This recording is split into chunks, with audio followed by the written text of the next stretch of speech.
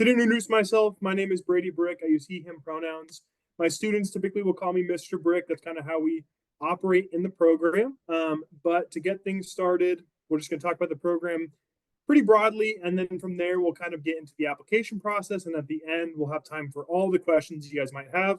And then also provide my email as well. So if you have any questions to think of after the presentation, you can definitely access me from there. So to get things started, what is the program? We are the newest honors program at Stony Brook University. We do offer full merit-based scholarship funding for our students, which we'll break down just a little bit later. And I think what actually is our biggest advantage as a program is that we're able to provide early and sustained access to undergraduate research opportunities, both during the academic year and during the summer. This is a pretty unique thing that we're able to offer as a program, and something that we're very proud of. And I think that our scholars are very happy to have as well. The two pictures we see here, that first picture up top is our S1 class. That was the first ever class we brought into the program. They've just begun their sophomore year here at Stony Brook University. And then right below them is our S2 class. As you can tell, students from a lot more states, and they have just begun their freshman year. So for current seniors on the call, you'd be joining the S3 cohort. If there's anyone younger than that, you can imagine that would be an S4 or an S5, maybe even an S6. But that's kind of how we number our cohorts. And that is how, oh, my apologies, something just fell off my wall. But that is how we kind of identify groups as they move through the program. Moving right along, what is the mission of our program? So the mission of our program is to support historically underrepresented students in STEM as per the National Science Foundation definition towards the PhD and MD PhD process. With that said, the program is open to all students who carry that mission regardless of background. So there is no demographic restriction on this program. As long as you are about what we are about, there's a home for you here with the Simon Sim Scholars Program, and you'll see that reflected in our scholar population. Where our program is located, we are at Stony Brook University, which is an amazing university out here on Long Island in New York. About an hour and a half from the city by car or by train. So it makes it really accessible if you are from New York City. If you are from elsewhere, it is a really quick ride on the LIRR from JFK. So even for out-of-state folks, nice and accessible for you. City is always there if you need it, but you're never stuck there. Kind of a big advantage of our location. We are the #1 public university in the state of New York. We are a top 60 university nationwide. All of this to say we are a very strong STEM institution in particular, and one that can carry you to whatever your end goal may be. Getting now into our scholarship and kind of how that works, it is merit-based. So what that means is it doesn't matter if your parents make $1 million or your parents make $0. It is a full scholarship nonetheless, much like an athletic scholarship, right? We don't ask a Division I talented quarterback, hey, how much money do your parents make? He gets a full ride. In the same way, we are rewarding you for your talent in the classroom, in the laboratory, and for your future aspirational career with this full merit-based funding. That's going to cover tuition, housing, dining, books, a laptop. If you need a flight to a research conference, we cover that. If you need a mechanical engineering kit, gloves, goggles, anything that might be a financial burden to your educational pursuits, we're going to take care of it with minimal questions asked. The reasons why I say minimal questions asked and not no questions asked is because everything we do in this program has intention. And so what we're doing is every time you're applying for funds or for an item, it's going to kind of mirror the way that a PI in a laboratory would apply for funds or apply for an item. So that way you're getting that career training all the way throughout your experience. As I mentioned, everything we do has intention. Everything we do is meant to mirror a process you're going to have to deal with later on in life.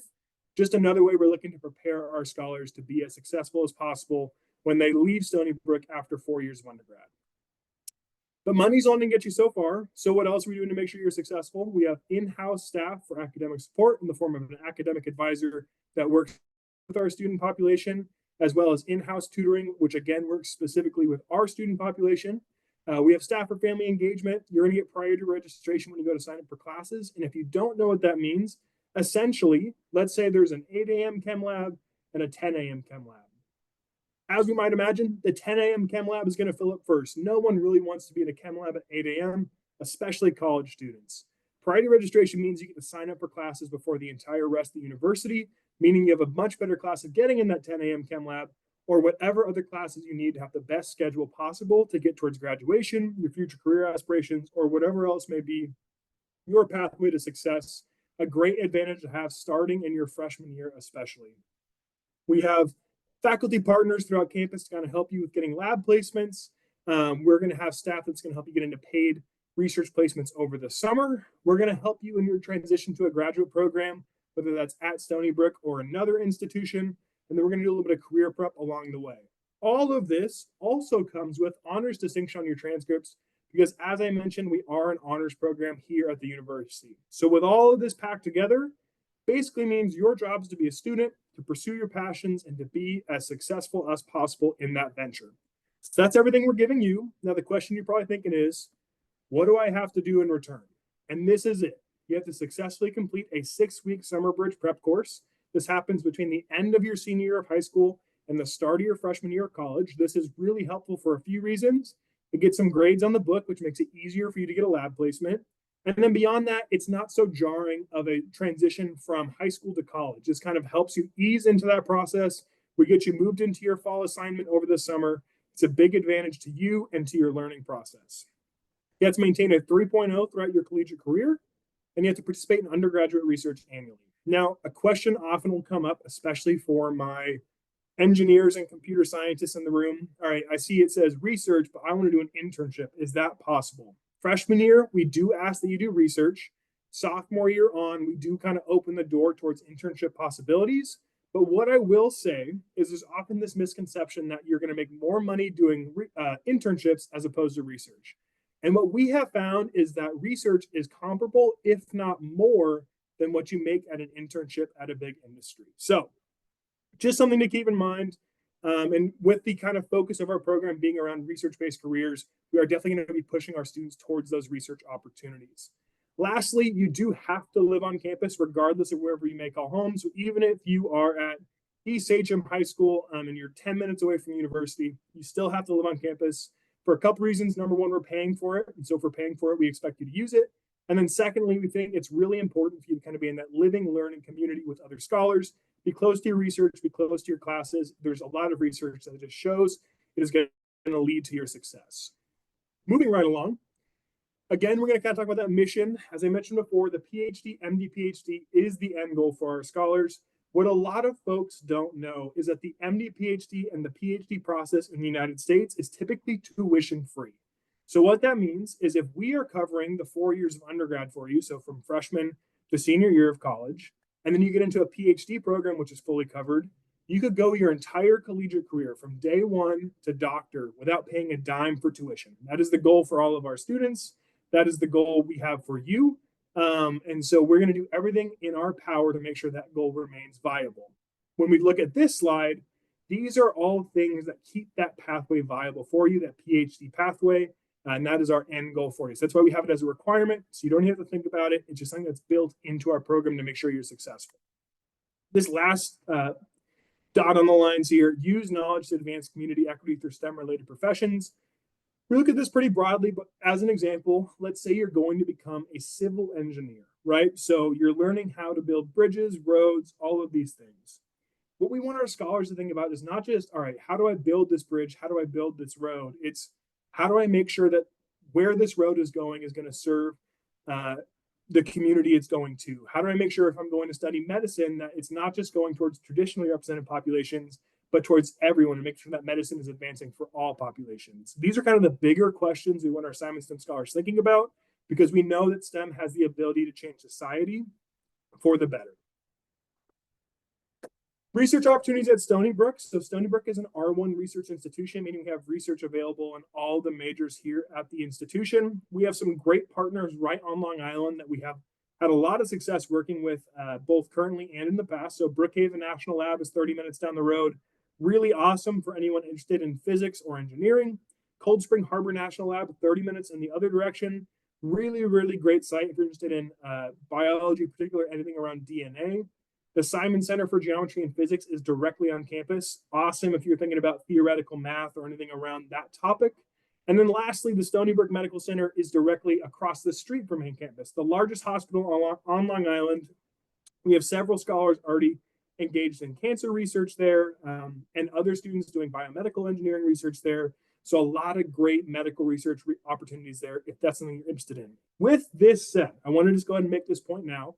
If you're thinking you want to be a surgeon or an MD or a nurse or anything preclinical, This program is not necessarily a one-to-one fit for those pathways. The reason being, as you may have heard at this point, we have a very heavy focus on research, both with the program and through our curriculum. So if you're not interested in the research and you're just interested in the medicine, this is likely not going to be a great fit for you. However, if you are interested in medical research, we have a boatload of amazing opportunities to connect you with to make sure that you are as successful as possible. Just want to make that point. I can address it more in questions at the end. It's not to say if you want to go be a provider, you're disqualified from this program by any means, but just to say the focus of this program is to promote researchers towards careers. I hope that makes sense. Again, I will address it in any questions at the end if it does not. Talking about research though, so those were all the Stony Brook connections. When we think about Simon STEM Scholars, we have to think huge. We have to think worldwide, in fact, because that's where we have all of our research connection partners. So these are all places that we have talked to and they have talked back to us and said, okay, we want Simon STEM Scholars in our labs. We believe in this mission. We believe in what you guys are doing. Send us scholars to conduct research. And so these are all potential locations for our scholars to go and conduct the research. What I will say, our program is only now entering our second year. So if you don't see an institution on this list that you are really hoping to work with, you could be the scholar to help make that connection. And let's say, for example, you are a marine biologist and you're really interested in the University of Miami's program. Great.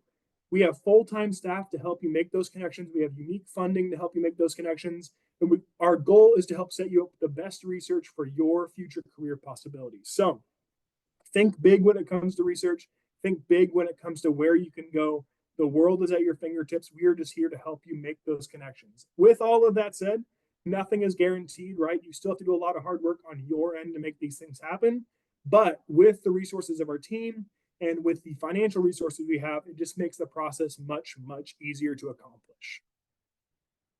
With that proof, here's 82% of our Simon STEM Scholars conducting research in their first year of college at Stony Brook. This is a stat we are super proud of, because when we compare that 82% to the national average of only 5%, you kind of get a sense of how good we are at pairing our scholars with research. Even a place like UC Berkeley is only at 54.3%. So when it comes to helping our scholars engage in research early, we are second to none. And that was during the academic year.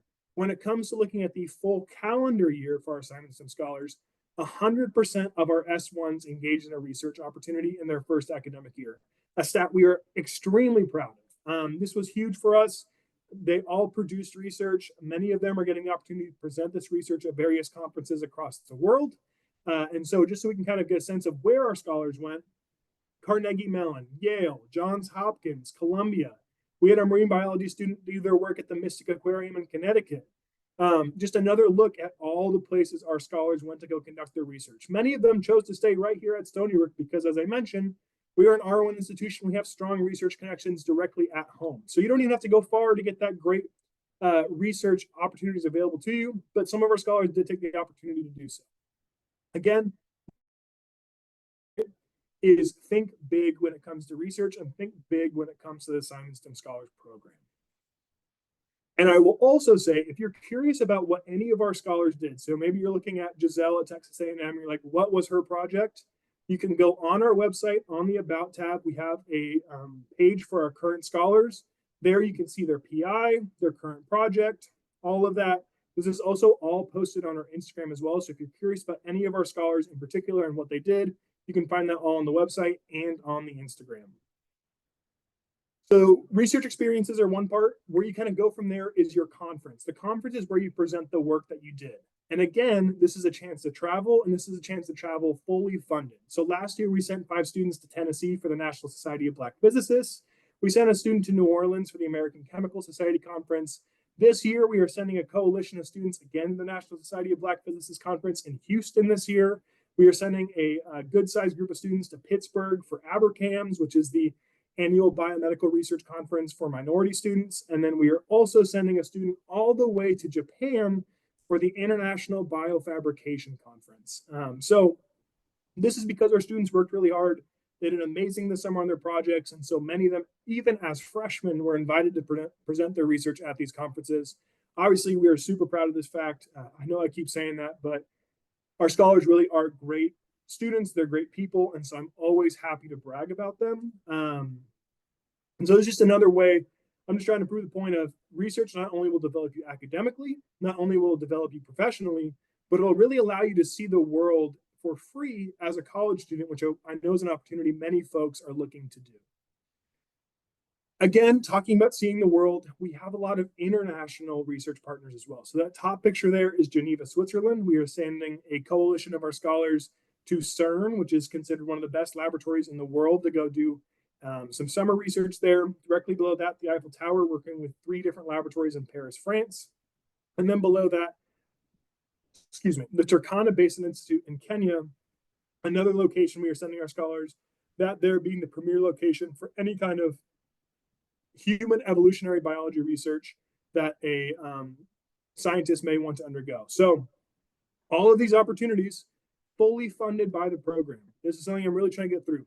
Not only are we full tuition, full housing, dining, study abroad, all of that. All of these opportunities are included as well. So when you think full ride with our program, it's not just a full ride, it's everything else that comes with it. So as I mentioned before, just think big when it comes to Simon STEM Scholars. It is not just a full ride at a state school, it is a lot more.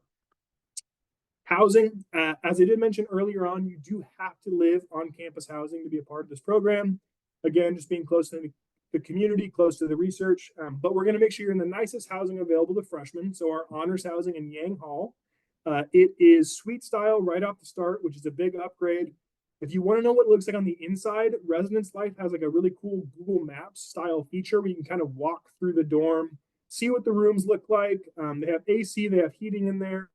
There is laundry in the basement. There is kitchen in the basement. There's bike parking. There's like a lounge. There's study lounges on each floor. All of our scholars do kind of live in the same area, and each cohort lives on the same floor. So you are right there around all of your friends. Makes it really easy to kind of have that community at your fingertips. Let's say you're trying to study for a chemistry exam. Guess what? So are all the other Simon STEM scholars. They are right there to study with you. A big advantage, and one that we are very proud to offer our students. This is just kind of what the inside of the suite looks like. So it'd be 6 people to a suite. You have a living room, you have a bathroom, which gets cleaned by the university, which blew my mind when I learned that, because when I was a college student, nobody was in my bathroom. But all of that to say, really great living opportunity. And that's your first 2 years. Your junior and your senior year, there's single bedroom style living, there's apartment style living, and our scholars are more than welcome to explore those opportunities when they get to that stage. Freshman, sophomore year, we just kind of keep you in Yang. It's a much simpler process, basically just make sure that you're taken care of throughout that residence life process. Now, this is kind of where we shift lanes. That was everything the program is going to give you, offer you, all of that fun stuff. Now let's get into the application process and who we are looking for. What makes a Simon STEM Scholar? Everything you see on the screen here, definitely the qualities of a Simon STEM Scholar. But we're also looking, I shouldn't say we're also looking, I've kind of boiled this down to 3 big C's. Whether a scholar is an extrovert, an introvert, an athlete, a band member, a science kid, it does not matter. These 3 C's are consistent through all the scholars I have met and all the scholars that have joined the program. They are curious. They want to know everything they can about whatever subject they are looking to study, whether it's the stars or whether it's starfish. The program does not care, right? We want you to pursue your passion. Passion has, through studies, shown to be one of the leading contributing factors to students actually matriculating to that PhD.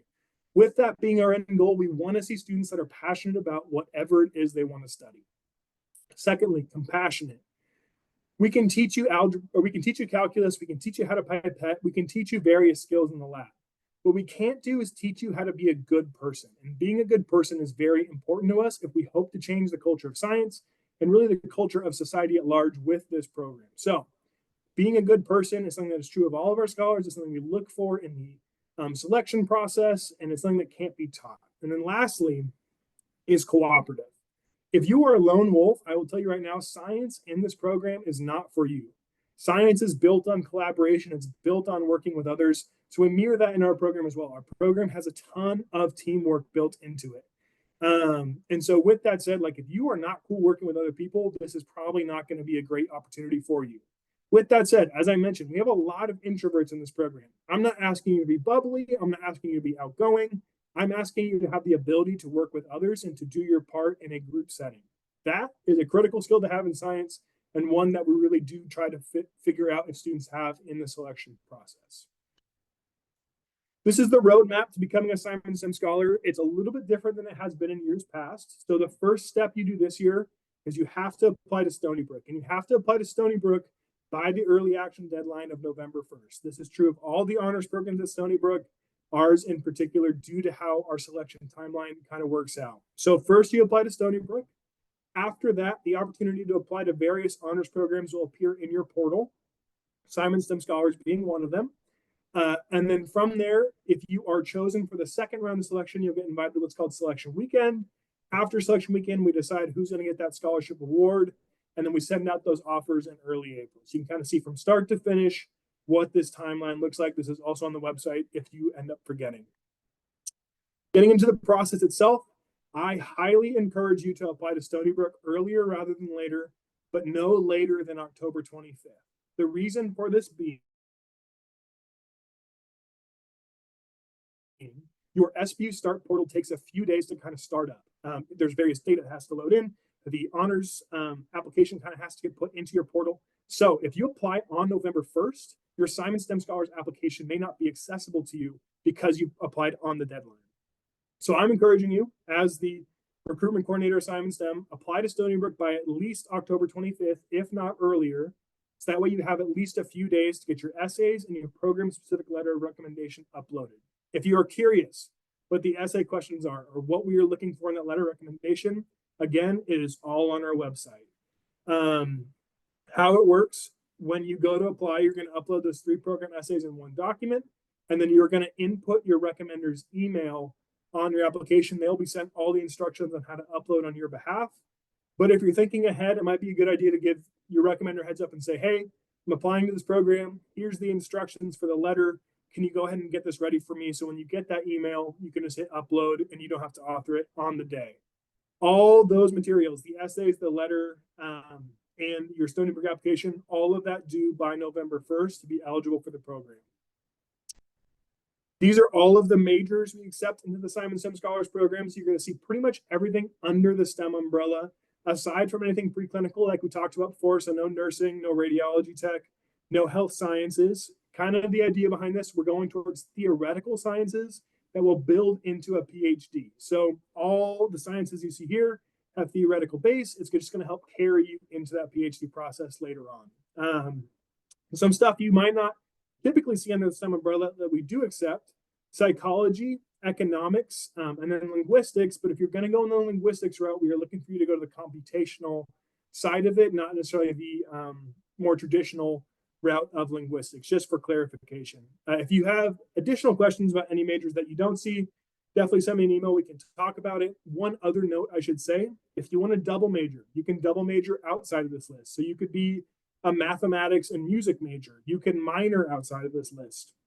So you could be marine science major and a history minor. All of that totally acceptable. All of that covered by the program. The idea being you just have to be in at least one of the majors on this list. You can also switch your major. So let's say you came in as a biology major, you tried it out, you didn't love it, you want to be a geology major instead, fine. That transition, totally cool.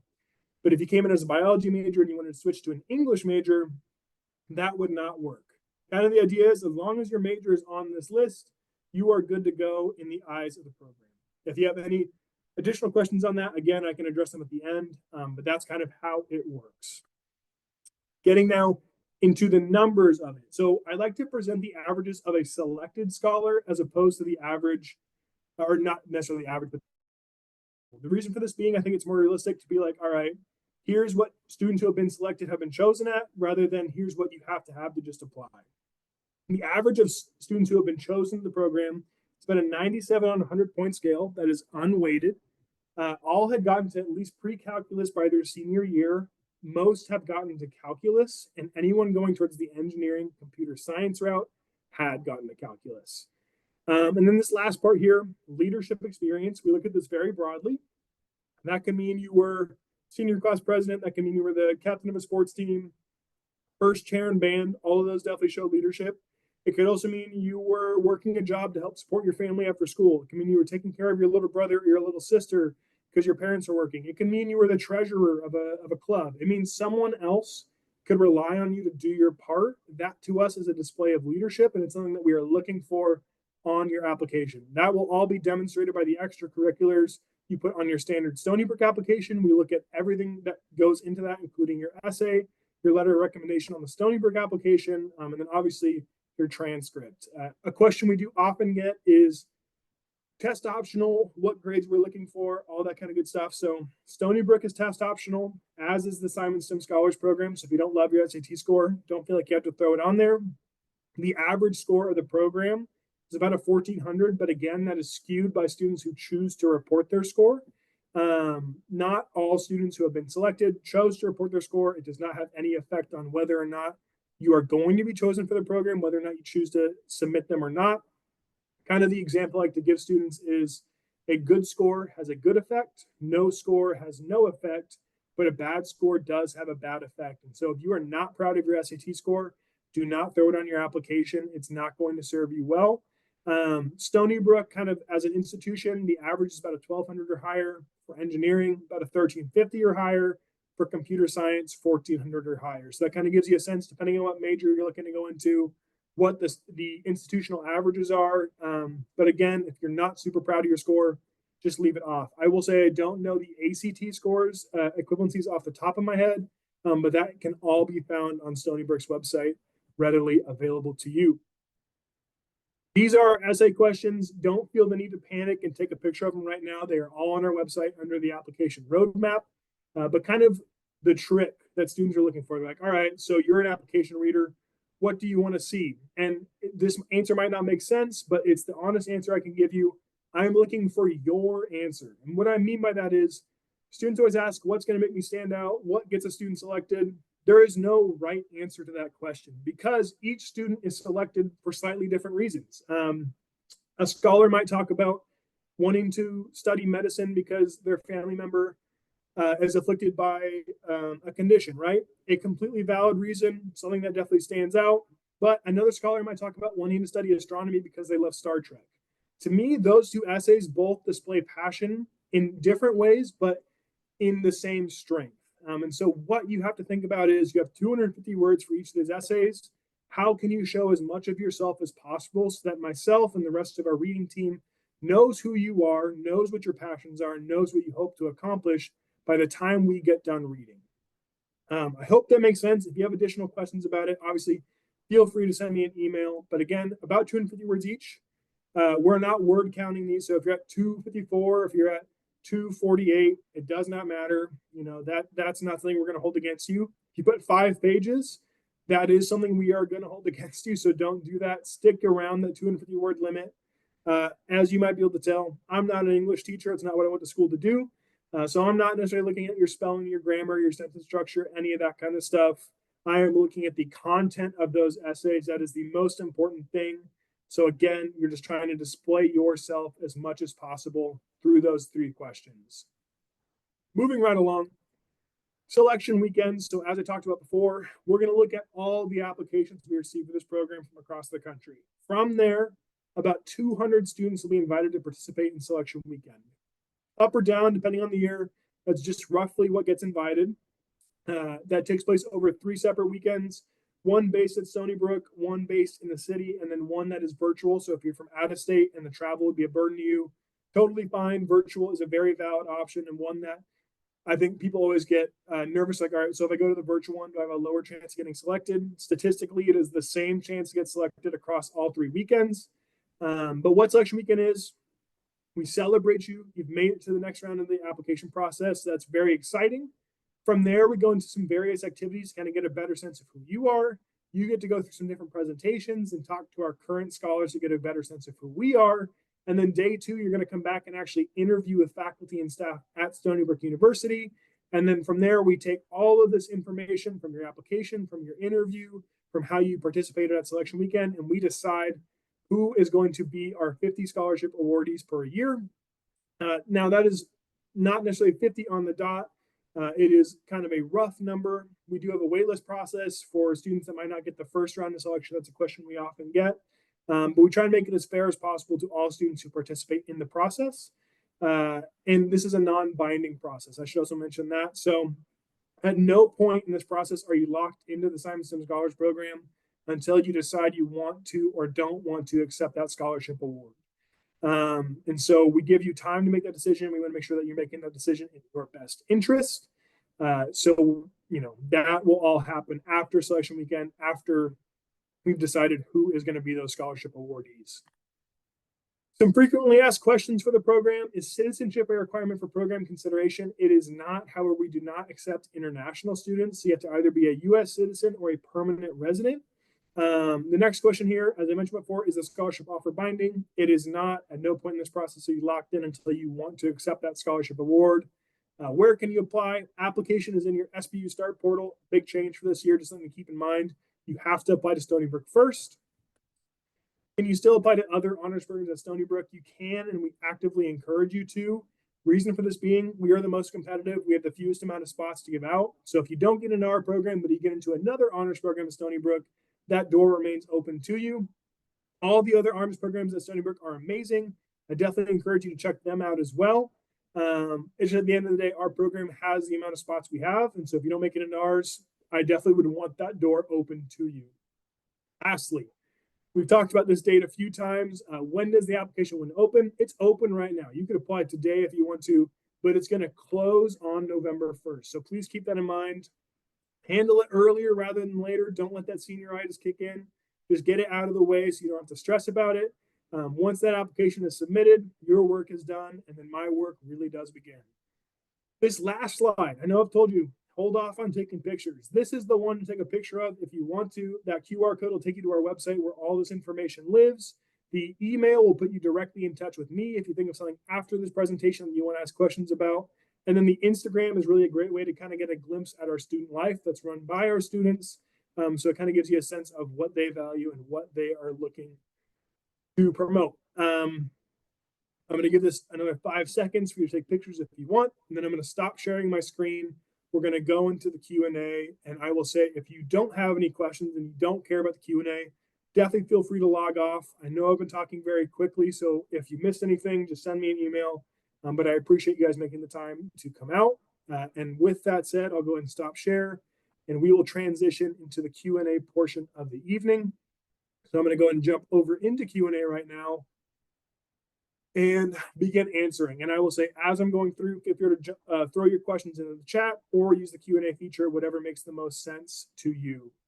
How long do recommendation letters have to be to apply for the program? Also, is it okay if my letters are sent through SCORE? So your letter will go through that email process that we talked about earlier, and then the recommender will also get guidelines on the length. We're not looking for a super long letter for this program in particular, just enough to kind of display why you're a good fit for this program.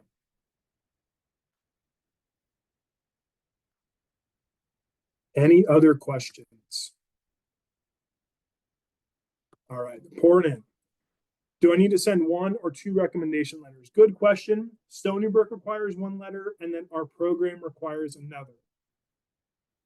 Can I apply to Stony Brook via Common App and then apply to Simon's program via SBU Start? That's exactly how you apply. You apply to Stony Brook via whatever mechanism your school uses, and then you're going to apply to Simon Sims Scholars through your SBU Start portal.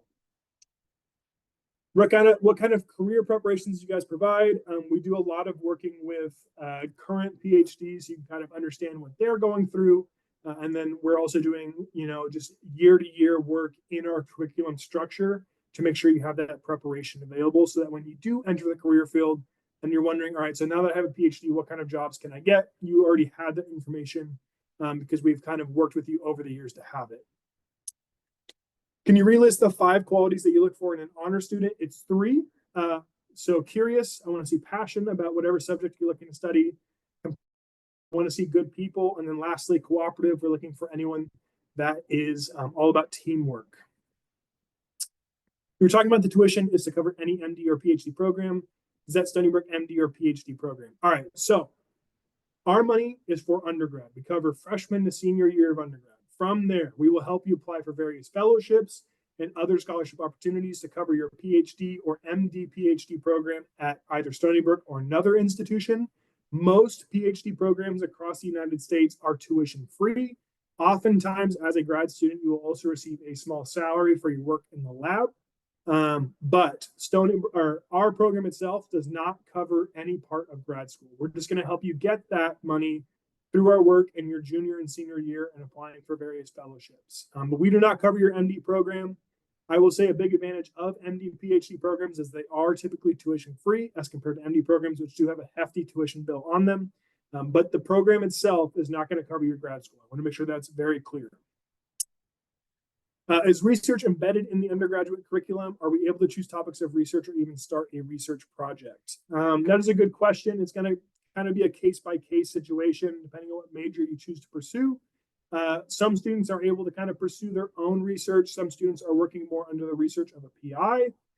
It is really just kind of a case-by-case basis. My advice would be, if you have any specific things you're looking to do, to send me an email, and I can do my best to talk with our current scholars and kind of see what their thoughts on it are. Then I can also kind of connect with our faculty partners and get their take on it as well. Does this program help in becoming a neurologist? We have several students who are looking to study neurology as a topic. Some are psychology majors, some are biology majors, some are biology and psychology majors, but many of them are working in neuroscience labs currently. So my answer to that would be yes. I missed part of the presentation. Is there any way I can see the whole presentation from today? This one in particular, you can. This presentation from today will be uploaded to YouTube, so that will be available to you. What is the acceptance rate? That is difficult to say. We've only had 2 selection cycles so far. And what I will tell you, this program is competitive, but don't ever count yourself out, because there is not one thing that makes assignment STEM scholar. What I mean by that is we have turned down students with 4.0s and 1,600 SAT scores because they weren't the right fit for the program and they did not display a dedicated interest in the program mission. So the acceptance rate, we usually get about 1,000 applications a year for 50 final students on that scholarship award. But with that said, don't ever count yourself out. Even if you don't feel like your grades are perfect, your SAT score is perfect, that's not everything we're looking at. We are really looking at you as an individual. Your essays make a big difference. Your extracurriculars make a big difference. So just make sure that your application is very complete when you choose to apply. How is the program structured? College plus MD plus PhD plus residency. We do not do the MD or the residency. That is the Scholars for Medicine program. We do college. That's what we do. And then we help you with the application to the PhD process, whether that's at Stony Brook or another institution. Do you consider legacy on acceptance? Nope. Our program does not. I have been selected for the SUNY Top 10% Promise. With that, it says I do not have to fill an application for SUNYs. However, will this affect the application process into the Assignment STEM Scholars Program? So it will, because you'll be entering after the November 1 deadline. However, we already have systems in place to assist with that. So don't stress it. You'll get more information about that because you are part of that population. If we submit all of our documents on time, but our letter of recommendation is submitted after the due date, does that nullify our application? No, obviously it does not. I am aware that you have no control over your recommender. And so I will say the letter of recommendation is probably the least important part of your application, but it is an important part of your application. With that said, if your letter is late, we're not going to hold that against you. Myself or one of our other readers might reach out to you and just be like, hey, let your recommender know we need it. But it's never gonna count against your application unless you just simply did not do it at all. If a student wants to take humanity courses minor in addition to the STEM ones, can we do that outside of the program? Yes, you can. You can double major in something outside of STEM. You can minor in something outside of STEM. You just have to at least have one of your majors under that STEM umbrella.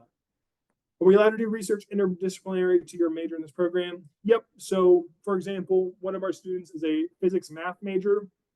He did his research on biofabrication this summer.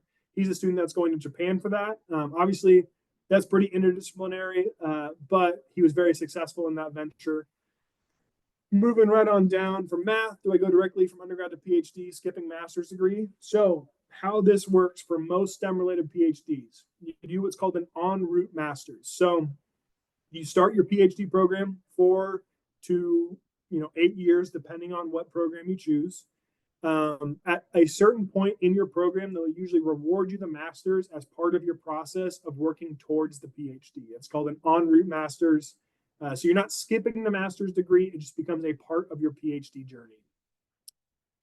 After completion of program, one can work as a physician researcher, meaning clinical as well as researcher. So yes, after an MD PhD program following your 4 years of undergrad, you would be able to pursue that physician researcher route. We have several students going towards that MD PhD route. And it is exactly as you said. I have heard from several MD PhDs, some view it more as provider researcher, some view it more as researcher provider. It all kind of depends on the setting you end up at as to which side you're going to kind of address more in your career. If students are rejected by Simons, can they still be accepted by SBU?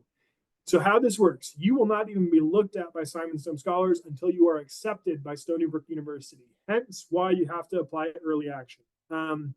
So being rejected by any honors program in Stony Brook does not affect your admittance to Stony Brook in any way, because you have already been admitted to the institution before you are considered for honors. So I hope that helps answer that question. What are some qualities that would describe mentors / professors in this program? I would describe Dr. Cabrera as very energetic, very passionate. He's the program director.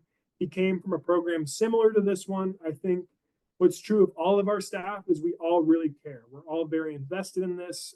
We've built this program from the ground up. And so we're willing to put in the long days, the long nights, to make sure our scholars have what they need and that they're successful.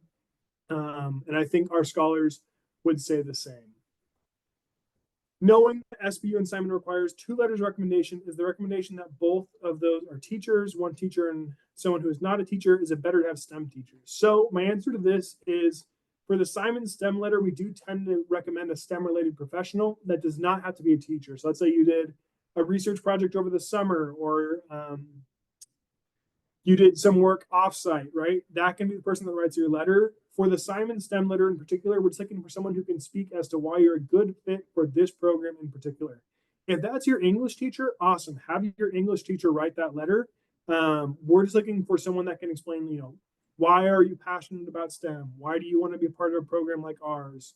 All of that kind of stuff. So it doesn't matter who our letter comes from. It can come from your neighbor, your librarian, your coach.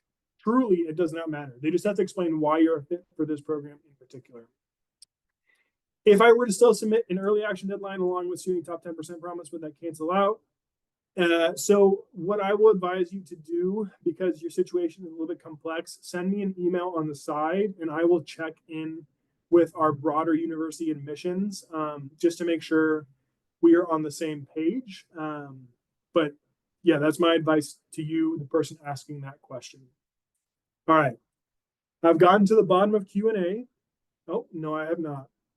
Can a STEM scholar student divert to MD degree in clinical rather than pursuing the MD PhD? After your 4 years with us at undergrad, your life is yours to live. Your routes are yours to pursue. We do require our students to at least apply to PhD programs as a part of our curriculum. However, we cannot force you on the follow through, right? It's our hope that you will. It's our hope that the program mission gets carried through, but whatever you choose to do after 4 years is your decision and one that we have no control over. Can you please key in your email address in the chat? I certainly can. Let me do that now.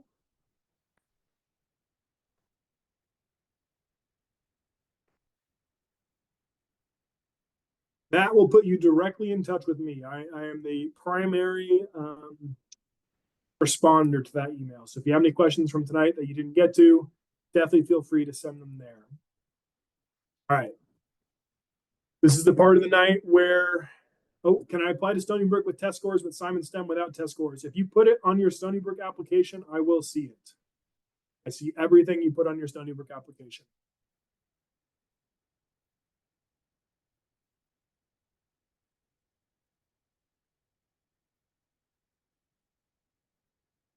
All right. Last call for questions, going once. Going twice. And on that note, we are going to go ahead and conclude tonight's session. Thank you guys so much for making the time to come out. I hope you all have an excellent evening. And if you have any questions after this presentation, definitely feel free to send me an email. And I hope you all have a great rest of your night.